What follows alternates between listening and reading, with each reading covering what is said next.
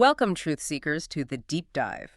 Today, we're pulling back the curtain on a truly magnificent intellectual tapestry. It's woven not just with ideas, but with the very lives and, well, passionate pursuits of some extraordinary thinkers. Absolutely. Imagine threads of philosophy, science, and profound mysticism all intertwining across centuries. Yeah. It's quite a picture. It really is. We're taking a deep dive into the minds of figures whose insights didn't just, drift through history.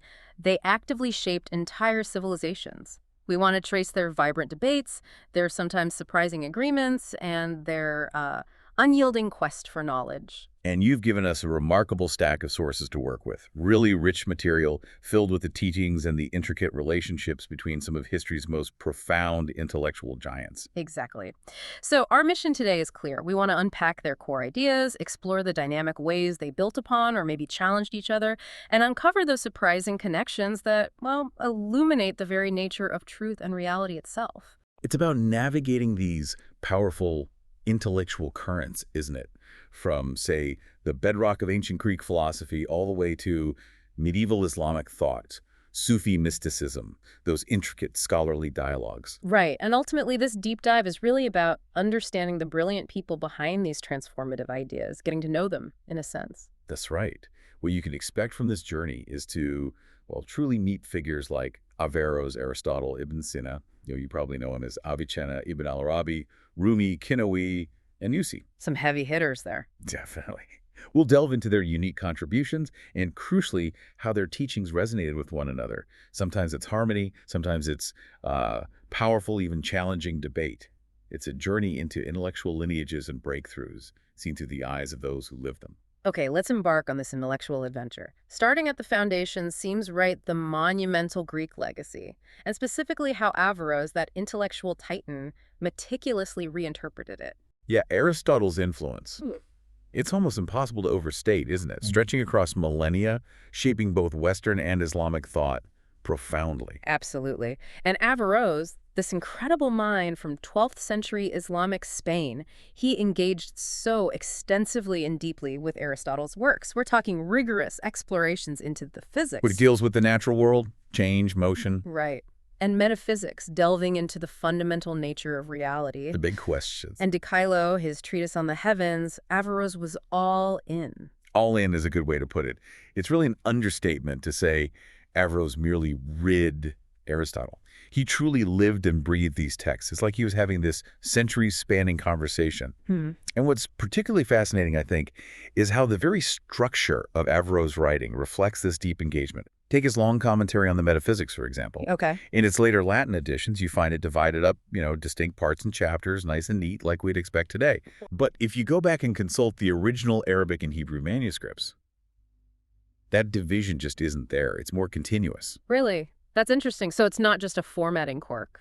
No, I don't think so. It speaks volumes about how his intricate work was maybe initially conceived, how it slowed, and then how it was later understood and, well, recontextualized as it traveled across different intellectual traditions and cultures.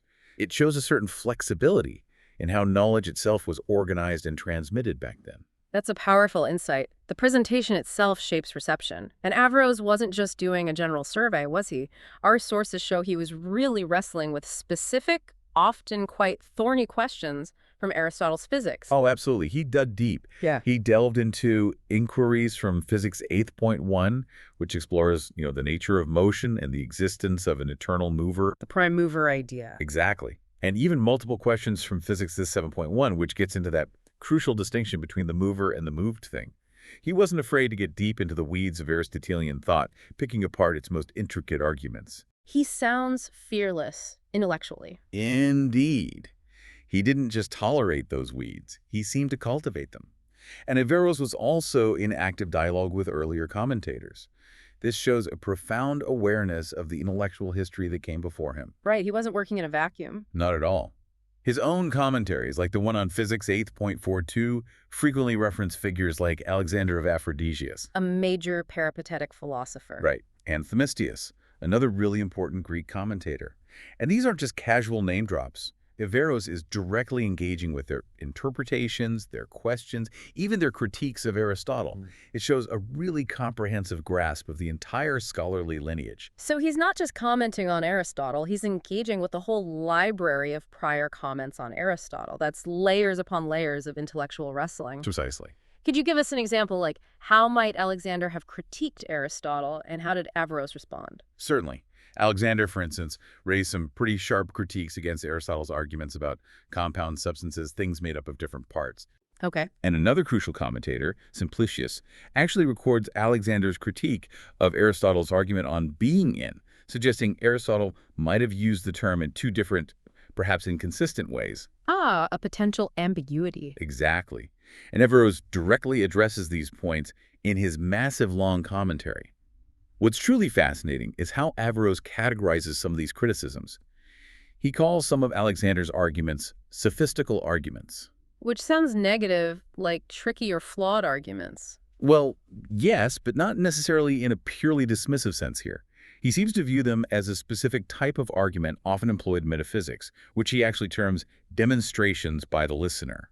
Demonstrations by the listener, what does that mean? Think of it more like a rhetorical tool within a philosophical debate. Arguments perhaps designed to illuminate a point or persuade the listener, even if they aren't a perfectly watertight logical proof in the strictest sense.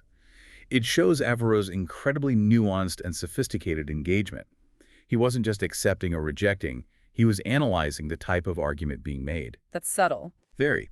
He even mentions Philoponus in relation to a specific passage in Physics 3.5, further solidifying his comprehensive grasp of this centuries-old commentarial tradition. He did the whole conversation. Okay, now here's where it gets really interesting, I think, and highlights Averroes' intellectual courage.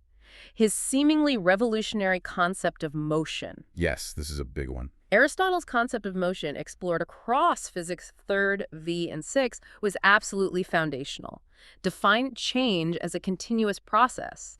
He famously called it the perfection of that which potentially is as such, entelekia to dunameiantos. Meaning motion is like an incomplete actuality, a potential becoming actual. It captures that dynamic, goal-oriented nature of change, like a seed becoming a tree. Very influential idea. And Averroes, this intellectual rebel, he takes this established concept and radically reworks it. He does. He didn't just tweak Aristotle's definitions. He systematically reinterpreted his statements, leading in a completely new direction. For instance, he interpreted even what Aristotle saw as a single unbroken motion, the very model of a continuum, as a contiguous structure. A contiguous structure, so like connected parts rather than a smooth whole. Exactly. This was, in essence, a kind of tearing down of Aristotle's traditional continuous motion concept. It led him to his groundbreaking idea of forma fluens. Flowing form. Flowing form, yes. A major achievement that our sources highlight. Imagine going from picturing motion like a smooth, unbroken river to seeing it as a series of distinct flowing moments, almost like frames in a film. That does sound much more granular, almost modern. It anticipates certain later ideas, absolutely. And crucially, Averroes doesn't frame this as a conflict with Aristotle.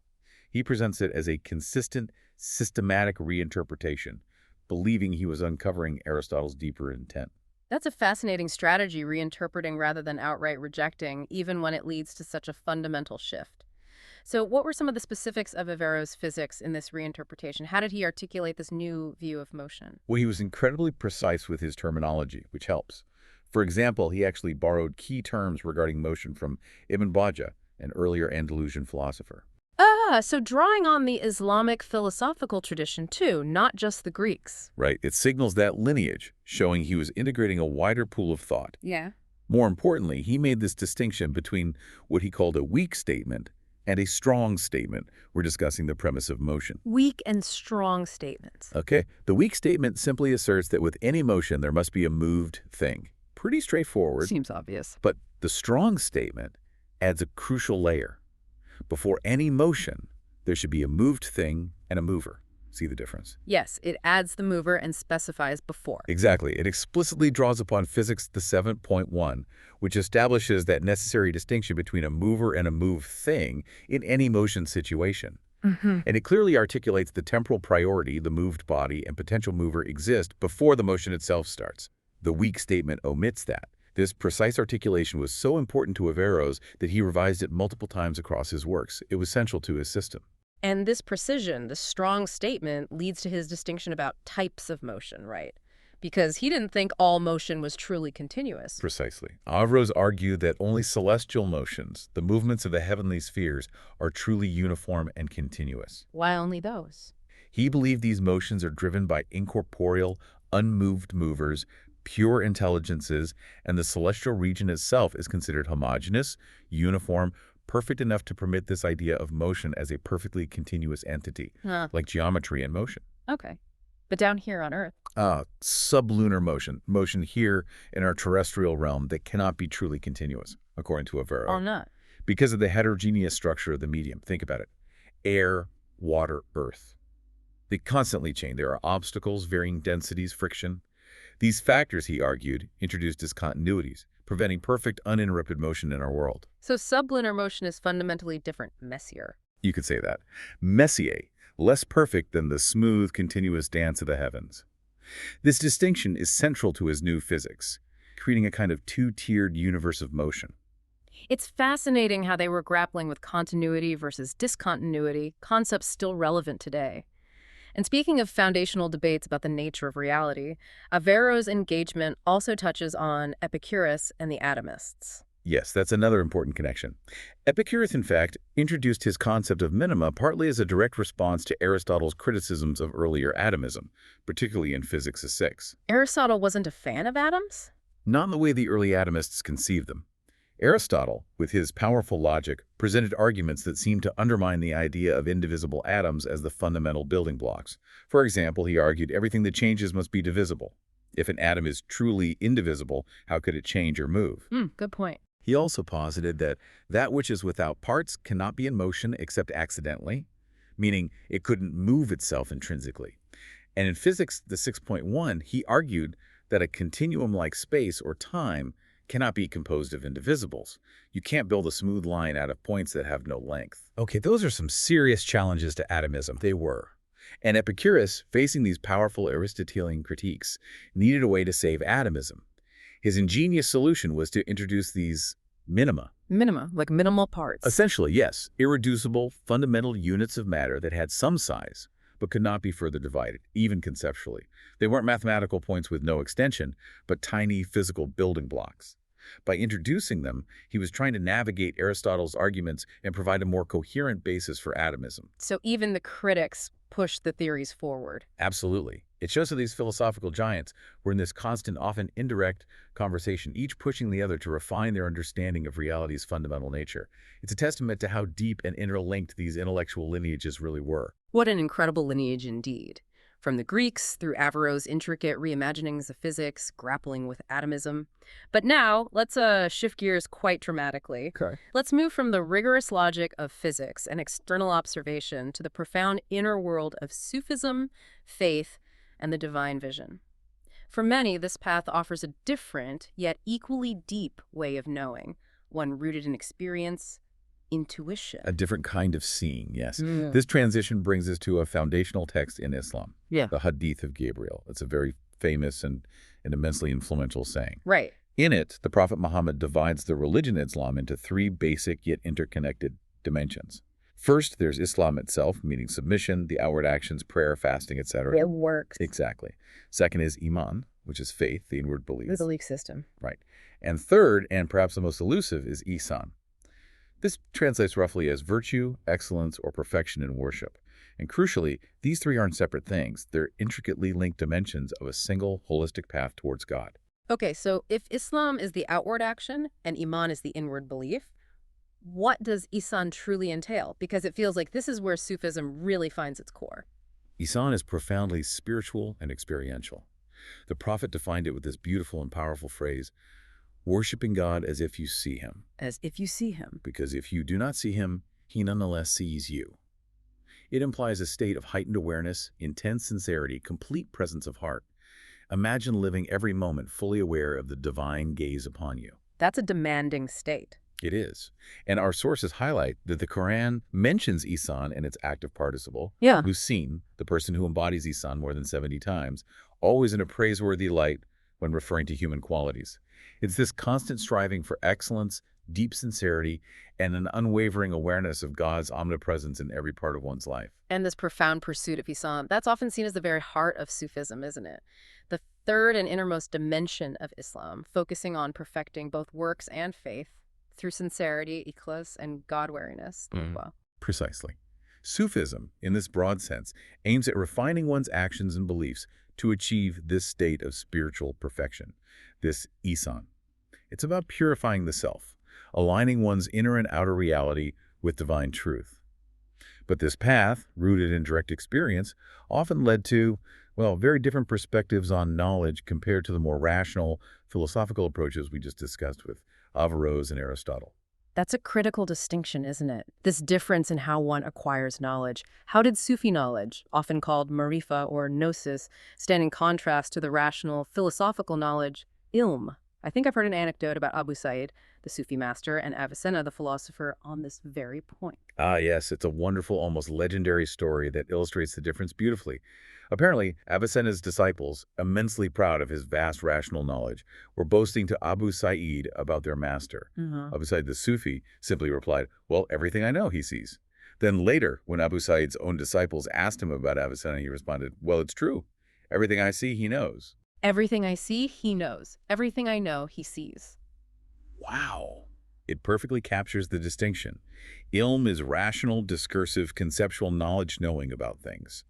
Marifa is suprarational gnosis, a direct, intuitive seeing or realization, a knowing of things from the inside out, you might say. So seeing versus knowing about. Exactly. Sufis didn't deny the legitimacy of rational sciences, but they often criticized what they saw as exaggerated claims of absolute authority made by some dogmatic theologians and jurists. They prioritized this inner experiential knowledge, believing it connected them to a deeper, more immediate truth. So it wasn't a rejection of the outward sciences entirely, but more a reordering of priorities, placing the inner path, the direct vision, first. That's a good way to put it, which reminds me of that powerful poet's warning often cited in Sufi circles. Which one is that? If you want to fly to Mount Sinai, why weaken your wings with Avicenna? Fix your heart on Muhammad's words. How long will you listen to the father of Ali? Wow, that's direct. Weakening your wings with Avicenna. It is strong, isn't it? It perfectly encapsulates that Sufi sentiment. It's not really an attack on Avicenna's incredible intellect, but a profound caution against believing that intellectual reasoning alone can take one to the ultimate spiritual heights, the Mount Sinai of direct divine encounter. Right. It's saying focus on the revealed source, the prophet's words. Prioritize that immediate spiritual experience over purely philosophical inquiry. Precisely. And this focus on practice and inner attitudes was famously championed by figures like Ghazali, a towering scholar who did so much to integrate Sufism into mainstream Islamic thought. And how did Sufi writing evolve after Ghazali? Did the emphasis stay purely on practice, or did it broaden out? Well, after Ghazali, particularly with hugely influential figures like Ibn Arabi, there was a significant shift, or perhaps an elaboration. While Ghazali focused heavily on the spiritual practices and inner attitudes needed for faith. The how-to, in a sense. Right. Later Sufi masters, including Ibn Arabi, began discussing the actual contents of faith and the nature of divine reality in exhaustive, often highly systematic detail. This led to a more sophisticated and metaphysical articulation of Sufi doctrines, moving beyond just practice to profound cosmology and ontology, the what and why behind the how-to. Can you give us a concrete example of this blend of practice and spiritual meaning, maybe from that text, The Easy Roads of Saif al-Din? How did they connect everyday acts of worship to these deeper inner states? Certainly. The Easy Roads is a beautiful, practical treatise written for a recent convert. It meticulously details the essentials of faith and practice, but it doesn't just describe ritual prayers, ablution, intention, standing, prostration as, a series of mechanical movements. Not just a checklist. Far from it. It goes beyond mechanics to explain their profound spiritual meaning, emphasizing the presence of heart as the very spirit of prayer. For example, during ablution, the text provides specific supplications like asking God to whiten one's face with divine light on the day of resurrection as you wash your face. Ah, connecting the physical act to a spiritual aspiration. Exactly. It highlights that inward purity is just as crucial as outward purity. Outward form without inward soul is just a dream, they say, and outward purity without inward purity. It has a low spiritual degree, receives no attention on the day of resurrection. The physical act becomes a gateway to the spiritual reality. That really emphasizes the inner dimension, which brings us to concepts like discipline, mujahada, and struggle, jihad. How do these fit into the Sufi path? Both mujahada and jihad refer to the efforts people exert to overcome their own limitations and desires for God's sake. In later texts, mujahada is often used specifically for this greater struggle, the inner battle for self-purification. Battling the ego, desires, spiritual weaknesses. Right. Jihad, while it certainly has connotations of outer warfare in other contexts, is sometimes referred to here as the lesser warfare when compared to this intense inner struggle. Fundamentally, though, the 5 pillars of Islam, the declaration of faith, prayer, fasting, charity, pilgrimage, are all seen as integral parts of this discipline and struggle. They're the basic framework, taken for granted for any spiritual aspirant, the initial steps on the journey of Ihsan. Okay, so with this foundation in practice and inner striving, what were the core principles of Sufi faith that these masters emphasized, grounding their experiences in doctrine? At the absolute heart, the very center, lies Tawhid, the uncompromising affirmation that there is no God but God. The core tenet of Islam. Absolutely. But for Sufi authors, this isn't just a theological statement. It flows necessarily from the self-evident reality of God. It's the first and most fundamental principle of Islamic cosmology. It dictates that God alone is truly real, while the cosmos is only relatively real. Relatively real. How does that work? The degree of reality a cosmic thing possesses directly reflects how much it manifests or reflects divine attributes. The more a thing reflects the divine qualities like knowledge, power, beauty, the more real it is in this sense. It creates a kind of spectrum of reality, from the absolute divine being down to the most ephemeral creation. That's a profound way to view reality itself as a dynamic spectrum of divine manifestation. What other core principles were essential for Sufis? Next is prophecy, or nubuwah. Prophets are understood as essential guides, bringing good news of felicity and warnings of wretchedness to humanity. They're God's messengers. In Muhammad's special role. Muhammad, of course, is revered as the seal of the prophets, signifying that he brought the most perfect religion and is the most excellent messenger, completing the prophetic tradition. And following prophecy is the return, or ma'ad. The afterlife, resurrection. Exactly. Belief in eternity, resurrection, the afterlife. Sufis emphasize that while logical premises are insufficient for perceiving these matters in their full reality, faith is the key. Things like the grave being either a plot of the garden or a pit of fire, or the idea of death itself being slaughtered on Resurrection Day, these are truths grasped through faith and spiritual experience, not just analytical reason. They require a different kind of knowing. It sounds like an embrace of paradox sometimes, like God's absolute transcendence versus his immanence, his hiddenness versus his manifestation. How did Sufis navigate that? Precisely. That's one of the central paradoxes they contemplate deeply. The Gnostic, the knower, when contemplating the unseen he-ness of God's essence, experiences nothing but non-manifestation and majesty. They fully acknowledge their own utter inability to perceive this absolute inaccessibility. It's like staring into an infinite, ineffable void. Utterly beyond grasp. Yes. Yet at the very same time, God is also witnessed in his manifestation within what are called loci of manifestation, every atom, every human being, every phenomenon. So everywhere and nowhere, in a sense. In a very profound sense. This is beautifully captured in seemingly contradictory sayings like, "Thou shalt not see me," referring to God's essence, and simultaneously, "You will see your Lord just as you see the full moon," or "I saw my Lord in the most beautiful form." It speaks to the paradoxical nature of the divine, utterly transcendent and immanently manifest. This reality, for them, unfolds across 2 fundamental realms. The world of command, the unseen spiritual realm of spirits and divine decrees, and the world of bodies, our visible material realm. Let's delve deeper into Ibn Arabi's specific contribution here, because his intricate conception of divine names and divine love seems absolutely central to understanding this manifestation and the nature of reality. Oh, absolutely central. Ibn Arabi taught that God is one through the essence, yet all through the names. One through essence, all through names. Can you unpack that? Sure. In his absolute unmanifested essence, God is utterly singular, beyond all description or relation.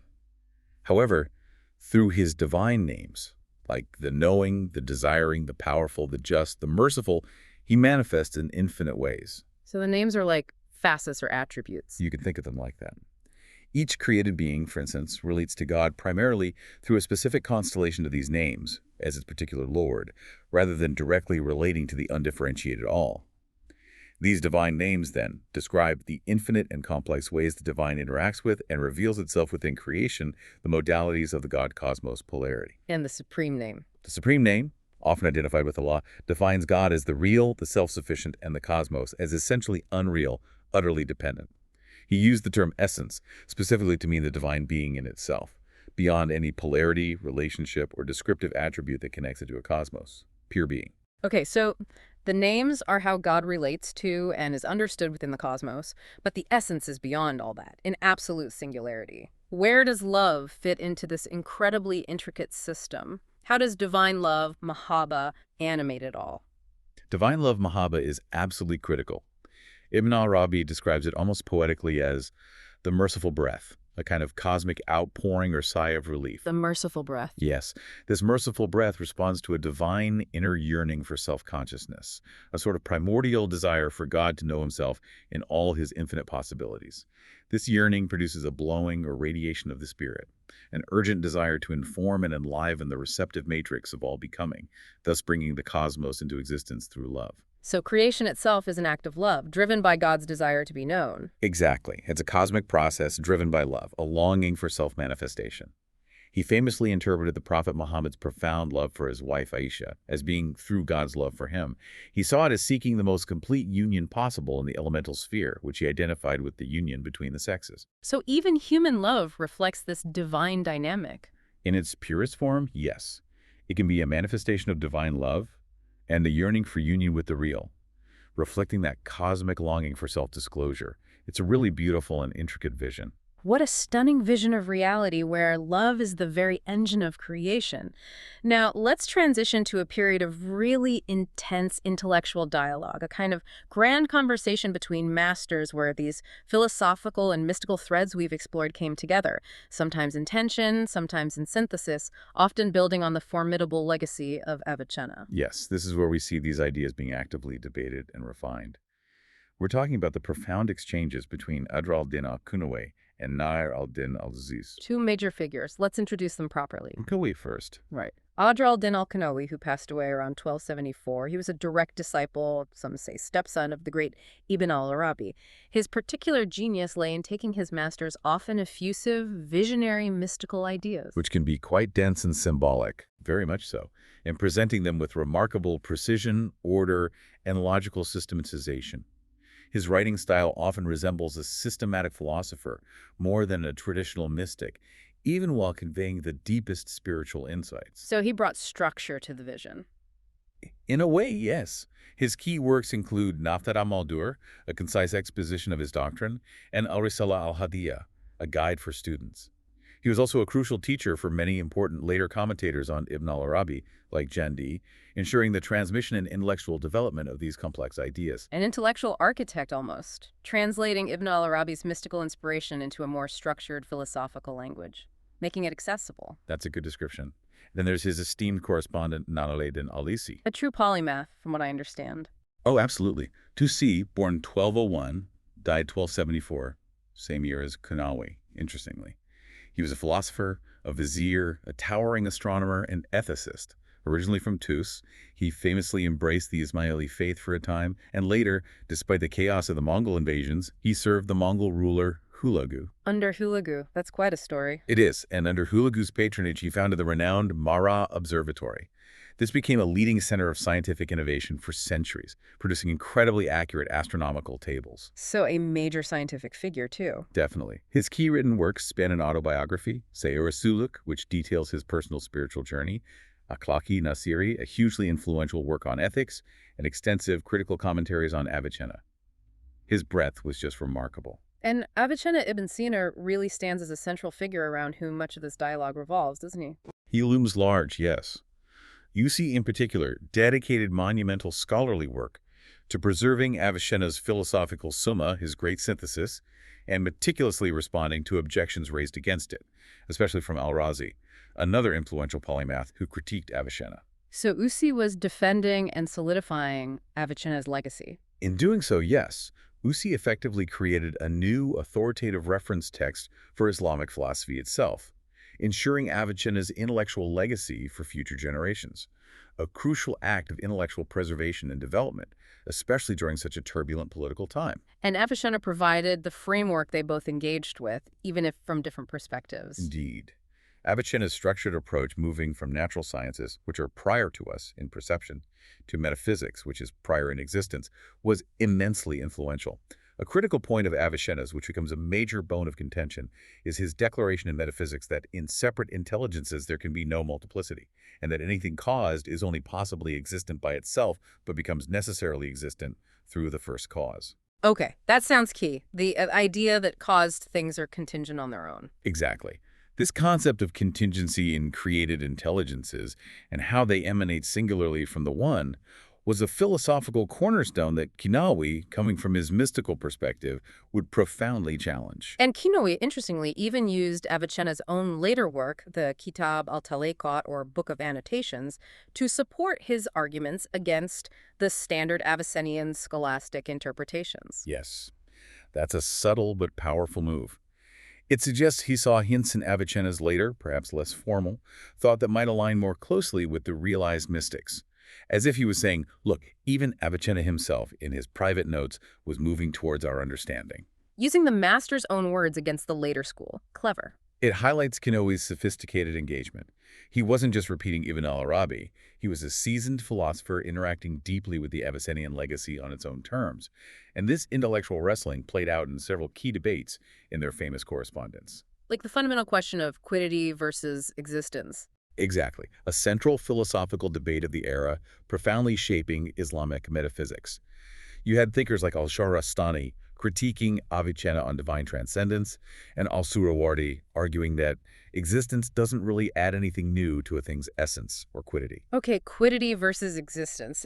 That sounds pretty abstract. Can we break that down a bit more simply before getting into Kunowi and Usi? What's the core issue? Let's try. Imagine this pen. Its quiddity is its penness, all the essential properties that make it a pen, its shape, its function of writing, its material components, perhaps. Its essence. Right. But is that penness the same thing as its existence? The fact that it's actually here, real, existing in the world right now? The difference between the blueprint and the actual building. That's a decent analogy. Is existence inherent in the blueprint, or is it something added when the building is actually constructed? For these philosophers, this wasn't just semantics. It was fundamental to understanding how reality is structured, especially how God's unique reality relates to everything else. Is existence part of a thing's essence, or is it an added attribute? Okay, got it. So how did Kunawi and Usi, coming from their different traditions, tackle this fundamental debate? Kunawi, aligning strongly with the realized Sufis and Ibn Arabi school, argued that being in divine reality is its own essence. For God, his whatness, quiddity, and isness existence are absolutely identical. God simply is. Okay, unique for God. Yes.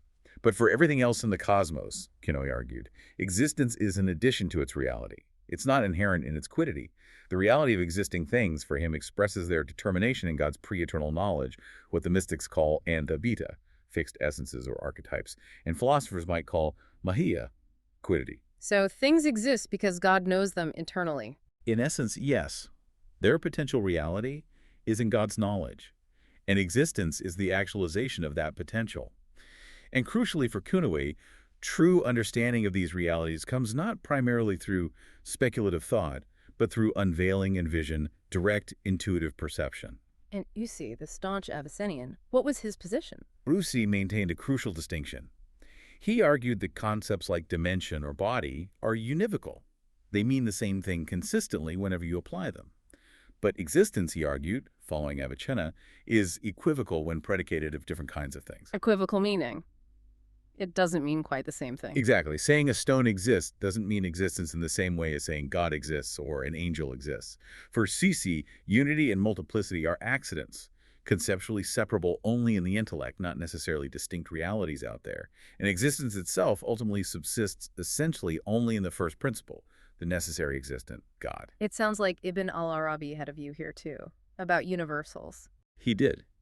Ibn Arabi viewed universal things, the ideas or essences like humanity or triangularity, as intelligible in the mind. They exist as determined existence and qualifications of this existence in God's knowledge. They become external as individual existing things, like this specific person or that specific triangle, but they remain internal, as intelligibles, as purely conceptual realities, regardless of whether any individual instance manifests. Wow, these are subtle but profound distinctions about the very nature of being, and this naturally leads to that other huge philosophical problem, the one and the many. Yes, the classic problem. How does a perfectly simple first principle, like God the ultimate one, give rise to the immense multiplicity and diversity we see in the universe, the many? The philosophical maxim from the one precedes only one seems to create a real puzzle here. It was a profound puzzle for them, absolutely. If God, the source, is perfectly simple, utterly unified, a pure one, how could a universe brimming with countless diverse things emerge from that without making God himself somehow complex or multiple? Right. How does the pure white light produce the rainbow without having rainbow parts? Exactly. This problem has deep roots, going back through Islamic philosophy to al-Kindi, al-Farabi, and ultimately back to Neoplatonism, Plotinus, filtered through Arabic interpretations of figures like Alexander and Themistius. This perennial question. So how did Usi, representing the Avicennian philosophical tradition, tackle this? How do you get multiplicity from unity? Usi's response was deeply rooted in Avicennian thought, often employing, mathematical rigor and precision, following Avicenna's Isharat remarks and admonitions. He explained how multiplicity could arise indirectly from the first intellect without compromising the absolute simplicity of the first principle itself. Indirectly, through the first intellect. Yes. The idea is that the first intellect, which emanates directly from the one, in its very act of knowing its principle, God, knowing itself and knowing its own contingency, that it exists only through God, gives rise to a cascade. These three aspects of its knowledge lead to further emanations, another intellect, a soul, a sphere, generating multiplicity through a chain of singular emanations. The first intellect is simple, but its self-knowledge has these distinct aspects which become creative. Okay, so multiplicity arises from the knowledge within the first emanation, not directly from the one itself. That's the Avicennian solution, more or less. But Kunawi, from his mystical vantage points, wasn't convinced. He had a strong counter-argument. Where did he see the flaw? He argued that these aspects philosophers suppose were the causes of multiplicity within the first intellect, its knowledge of God, itself, its contingency, were not truly distinct existential entities in themselves. They were modes of knowing, perhaps? And if they were truly distinct existential entities, Kunawi reasoned, then multiplicity would be proceeding directly from the true principle via that first intellect, which contradicts the maxim, from the one proceeds only one. So he's saying the philosophical explanation smuggles multiplicity back into the first step. Essentially, yes. He contended that the very first thing to proceed from the true must be something even more fundamental than the first intellect. It must be universal being, pure, undifferentiated existence itself. Universal being. Yes. This universal being then qualifies every potential quiddity, every ein thabita in God's knowledge, with the predicate of being, bringing it into existence. For Kunawi, only divine being is identical with its quiddity. For the first intellect is the first existentiated thing. Its quiddity receives existence from this universal being. Existence isn't generated from its own internal aspects. It's a subtle but critical shift, reorienting the source of existence. So the debate hinges on whether the first emanation is an intellect with creative aspects or a more fundamental, universal being that bestows existence. That's deep metaphysics. And it naturally spills over into understanding human existence, specifically the reality of the human soul. Absolutely. What is this I that perceives and thinks? How did Isi, the Abyssinian, define the soul? I see echoing Avicenna, stated quite simply that the soul is what every man indicates by pronouncing the term I. For them, the soul's existence is self-evident, innate. It's the clearest thing to a human being, needing no elaborate proof for its affirmation. When you say I, you intuitively grasp you're referring to something distinct from your body, your hand, your thoughts. It's your core self, your soul. That seems straightforward enough. But Kanawi, in his Hadiyah, challenged this idea that the soul's reality is so immediate and transparent. Yes, Kunawi contested that. He argued the difficulty isn't simply recognizing something beyond the body that governs it. The real challenge, he believed, is knowing its reality, its true essence, its ultimate nature. This goes back to his general skepticism about grasping the deepest nature of things through mere speculation alone. Right, his emphasis on unveiling. Exactly. And he also raised a crucial existential question. Can the soul become entirely independent of the body through acquired perfection and spiritual discipline? Or does some fundamental bond inevitably remain even after physical death, as suggested by the experiences described by prophets and saints. A very practical question for the afterlife. How did Aduzi respond to that? Did he think the soul could achieve complete independence? Uzi replied that the tearing of the soul from the body, death, is a necessary process, but it doesn't happen by the soul's will, just as its initial bond with the body wasn't by its will. It's a natural, involuntary separation. Once the physical body decomposes, the soul is freed. If it is then independent, having achieved self-sufficiency and detachment during life, it finds bliss in the afterlife. However, if it still requires the body in that post-mortem state, still yearns for physical sensations and earthly attachments, Then it suffers. then it becomes wretched, desiring something it no longer possesses. He also connected human souls to a superior world, noting their affinity with the souls of that realm, believing individuals are influenced by their unique temperament and the powers and effects of the celestial spheres, suggesting a kind of cosmic connection shaping our individual souls and destinies. These debates really throw into sharp relief that fundamental tension and sometimes the productive synergy between rigorous rational inquiry and profound mystical insight. Absolutely. You see them grappling with the same questions, using different tools and frameworks. How did Kinawa ultimately articulate the role of reason versus this unveiling or direct spiritual perception, especially in his letters to you? Well, Kinui made it abundantly clear, particularly in that correspondence, that mystical knowledge gained through unveiling and vision is ultimately superior to purely rational philosophy for grasping ultimate truths. He politely but firmly rejected some of Yusi's philosophical criticisms, asserting his belonging to the few chosen of the perfect, those who achieve true divine realization through direct experience. He claimed a higher authority based on experience. Essentially, yes. He even noted, somewhat pointedly perhaps, that unfortunate copylist errors in the transmission of his texts had distorted his original meaning, leading to some misunderstandings by the philosophers. But crucially, he emphasized that understanding ultimate truths comes through a spiritual attraction from God, a divine gift, a profound intuition that goes far beyond what speculative reason alone can achieve. It's not something you deduce, it's something you receive. So for the realized Sufis like Kinawi, philosophy had its place, but it had limits. Exactly. They might agree with philosophers on what theoretical reason is by itself able to comprehend on its plane, within its own domain. But they ultimately distinguish themselves through other perceptions and knowledge that transcend the limits of mere thought and its conditional judgments. They saw philosophy as a useful tool, but a limited one for accessing the deepest realities. It's not necessarily that Uyuzi was purely rationalistic, though, right? His scientific and ethical work, his own life story. Not at all. That's a crucial point. Uyuzi's contributions were vast and varied. At the Mara Observatory, he led the creation of the Zi-Okani, a monumental and incredibly accurate set of astronomical tables used for centuries. That's empirical science at a very high level. And his ethical writings. Hugely significant. His Akhlaqi Nasiri is a cornerstone of Islamic ethics, a profound work on character and moral philosophy. And furthermore, his autobiography, Sayr wa Suluk, Contemplation and Action, is fascinating. It narrates his own deeply personal spiritual journey, including his time with the Ismailis. And in that, he acknowledged reason's limits. He did.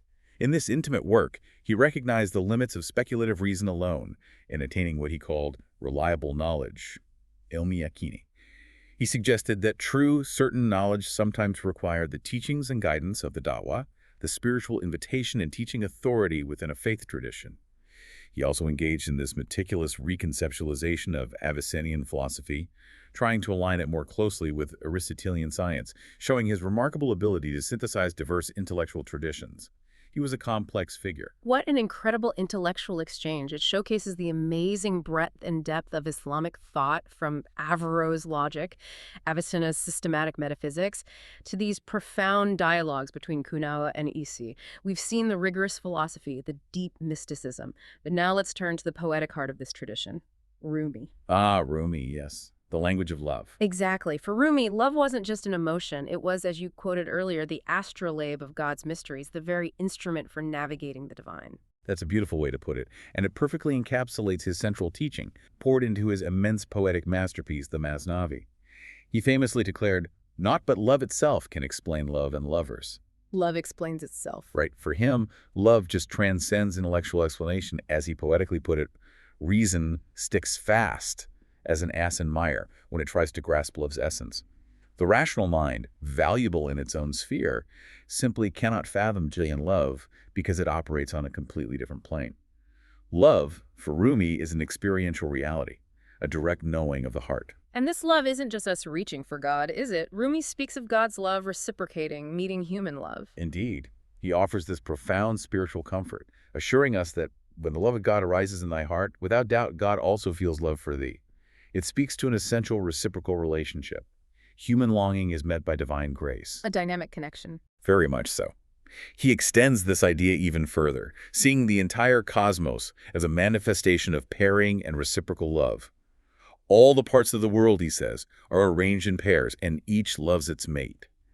He uses that powerful analogy of heaven as man and earth as woman, constantly giving and receiving from each other in a perpetual dance of divine love and creation. So, for Rumi, this deep reciprocal love becomes the ultimate form of knowledge, which makes the knowledge of the heart far superior to what he calls the knowledge of the schools. That's a pretty bold challenge to academic learning. It is a bold challenge. Yeah. He starkly contrasts the two. The knowledge of men of heart bears them up, he says. The knowledge of men of the body weighs them down. Weighs them down. How so? Knowledge not derived directly from God, from that inner source, he warns, is just a burden. It's like being an aspiring a load of books. It's heavy, it's unintegrated, it doesn't truly transform the self. True knowledge, for Rumi, isn't acquired through external means or rote memorization.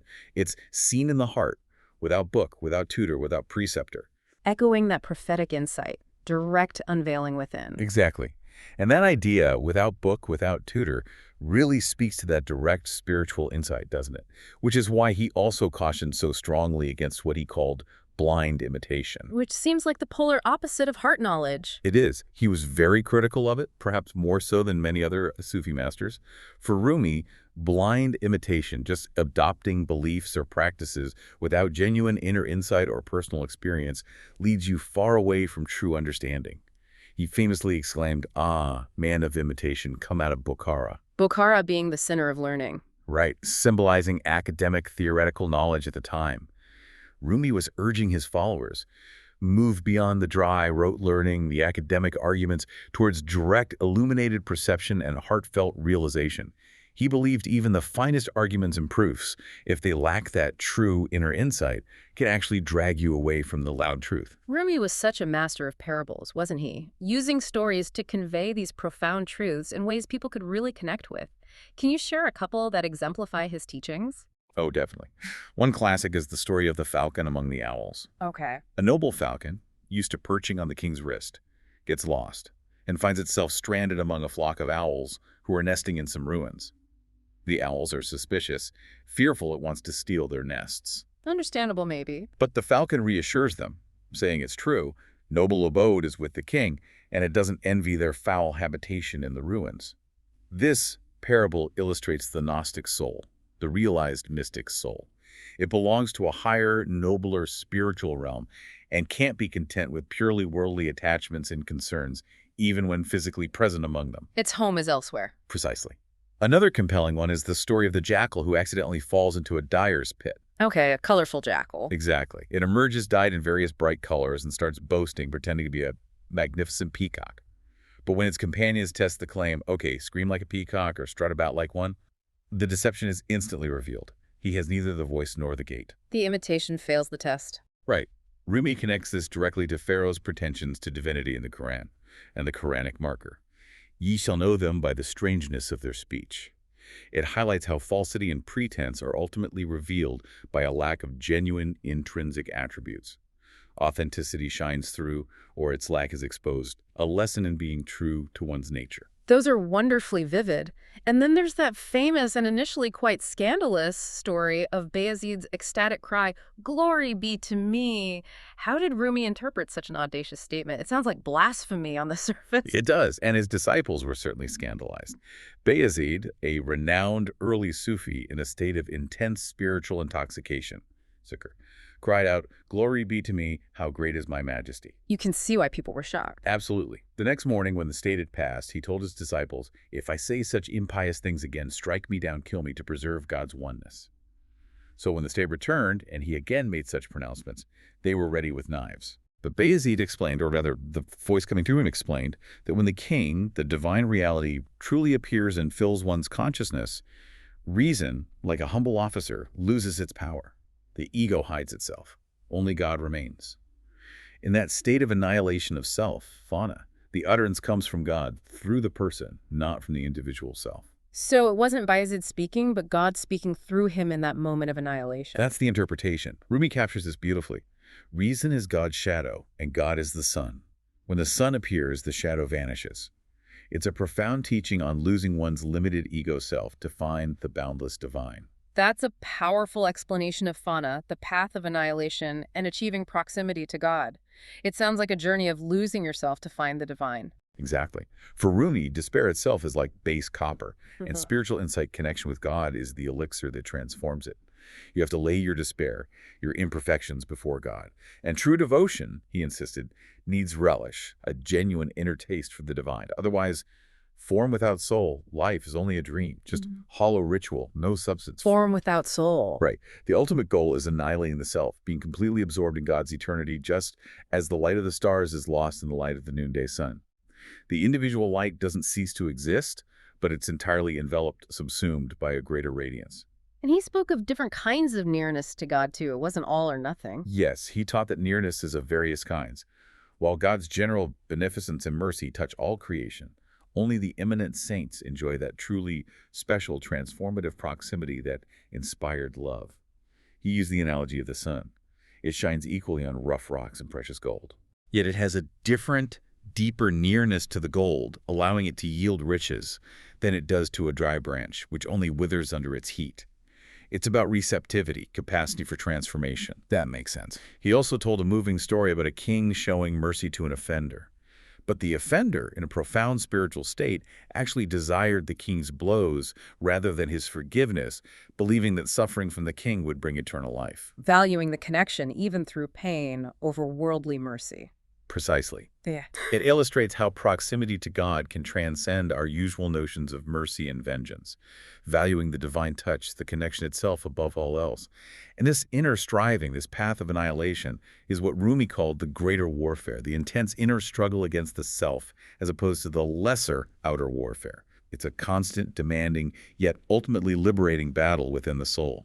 This journey through Rumi's heart-centered wisdom provides such a profound contrast and maybe complement to the rigorous philosophical inquiry we discussed earlier. It really feels like an echo of wisdom focused on direct, often poetic experience. It connects beautifully, actually, to where we should probably head next, synthesizing these diverse yet interconnected threads of reason, revelation, and intuition.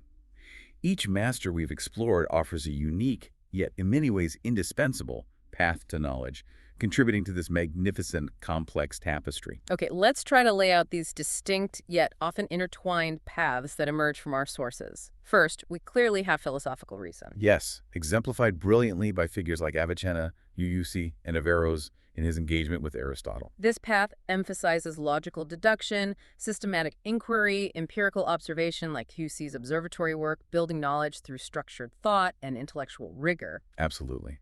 Then second, we have mystical intuition or unveiling, what the Sufis call marifa. Central to Ibn Arabi, Kunawi, and of course, Rumi. Exactly. This path stresses direct experience, that spiritual attraction, can you imagine, an internal vision or seeing with the heart that transcends external demonstration or purely rational arguments.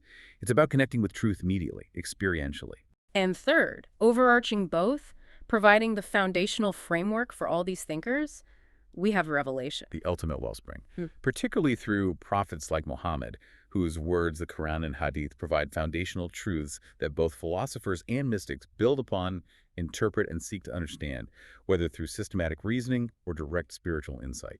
And the interplay, the tension between these paths is what makes this intellectual heritage so incredibly rich and, well, dynamic. It really is. Consider Averroes' rigorous rational reinterpretation of Aristotle's physics, rooted in logic and observation, versus Ibn Arabi's profound mystical metaphysics of the oneness of being, wahdat, al-wujūd, which describes reality from an inner experiential dimension.